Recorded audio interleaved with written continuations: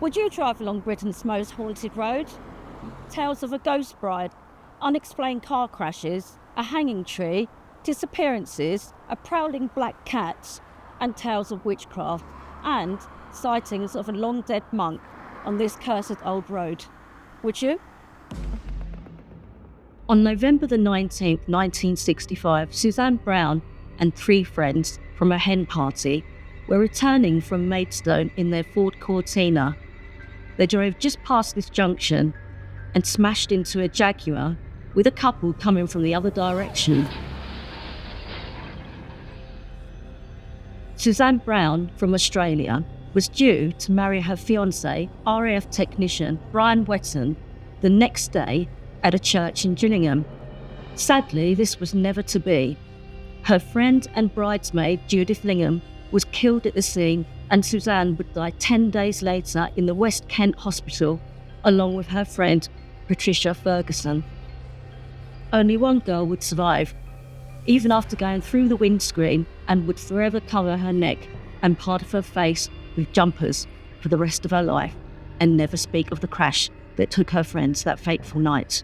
My name is Nigel Day, and I live in Watts Avenue, Rochester, probably only about 300 yards from Judith when she lived in Bank House, Albany Road. I would have met her in 64, and so we were, friends up until the time she died.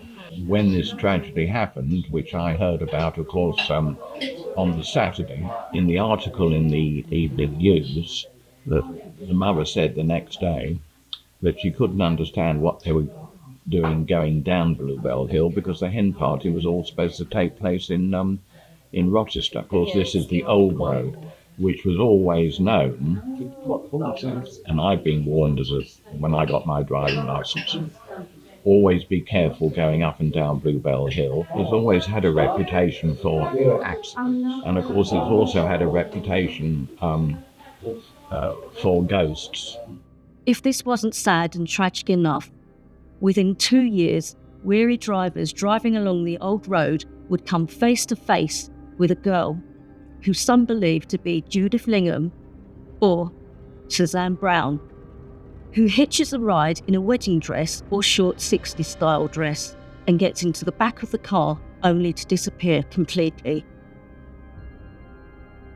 Other stories are of drivers hitting a young girl on the A229 and leaving her to get help.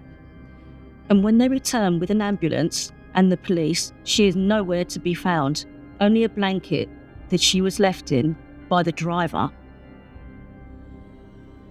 The mysterious legacy of the ghostly hauntings on Bluebell Hill and the surrounding areas are still going on today, but many people do not come forward anymore to speak of them.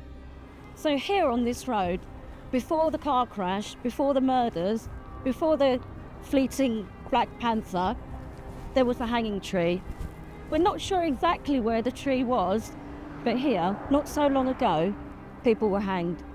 And then there's a story of Emily Trigg in 1916.